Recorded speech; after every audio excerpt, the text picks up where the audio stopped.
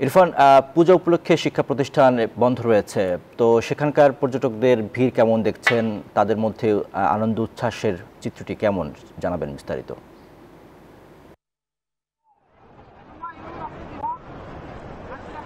জি, ধন্যবাদ আপনাকে। পুজো উপলক্ষে ইতিমধ্যে ছুটির আমেজ শুরু হয়েছে, যদিও বা বুধবার থেকে মূলত ছুটি শুরু, কিন্তু এখন থেকে পুজোর যে আমেজ সেটি শুরু হয়েছে।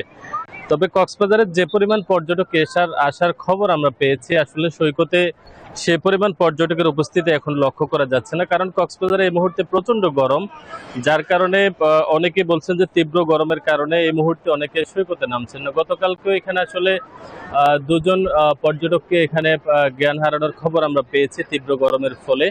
সেহেতু অনেকে আসলে রুমে অবস্থান করছেন, এবং যারা মোটামুটি কক্সবাজারে আসছেন তারা এখানে আসলে সাগরের যে নীল জলরাশি সেটিতে আসলে গা ভিজে একেবারে প্রাণ চাঞ্চল্য একটি পরিবেশ তারা এখানে বিরাজ করছে। তবে কক্সবাজারে এবারে পুজোর যে ছুটি, এটি আসলে অন্য সব বছরের তুলনায় লম্বা ছুটি হতে যাচ্ছে। এরই ফলে কিন্তু পর্যটকদের উপস্থিতি অন্য সব বছরের তুলনায় বেশি হওয়ার ধারণা করছেন এখানকার ব্যবসায়ীরা। যেহেতু বুধবার বৃহস্পতিবার সরকারি ছুটি, পাশাপাশি শুক্র শনিবার সাপ্তাহিক ছুটি যুক্ত হচ্ছে, একবারে 4 দিনের ছুটি। এই ছুটিকে কেন্দ্র করে কক্সবাজারে একটি আসলে বিশাল সংখ্যক পর্যটকের উপস্থিতি হওয়ার ধারণা করা হচ্ছে, এবং প্রতি বছরই কক্সবাজারে প্রতিমা বিসর্জনের সময় এটি বাংলাদেশের সবচেয়ে বড় প্রতিমা বিসর্জনের স্থান হিসেবে পরিগণিত হয়ে থাকে। এখানে প্রচুর পরিমাণ মানুষের সমাগম হয়।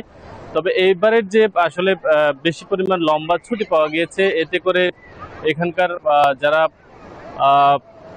মোটামুটি ব্যবসায়ীরা ধারণা করছেন যে 4 দিনের এই ছুটিতে কক্সবাজারে এবারের প্রতিমা বিসর্জন মোটামুটি সবচেয়ে বেশি পরিমাণ মানুষের উপস্থিতি আসলে হবে বলে ধারণা করা হচ্ছে। আইন শৃঙ্খলা বাহিনীর সদস্যরা বলছেন ইতিমধ্যে সৈকতকে কেন্দ্র করে প্রায় 4 স্তরের নিরাপত্তা ব্যবস্থা জোরদার করা হয়েছে, এবং জেলা প্রশাসনের পক্ষ থেকেও ইতিমধ্যে কক্সবাজার সৈকতে আগত পর্যটকদের নিরাপত্তা একটি আলাদা সেল গঠন করা হয়েছে।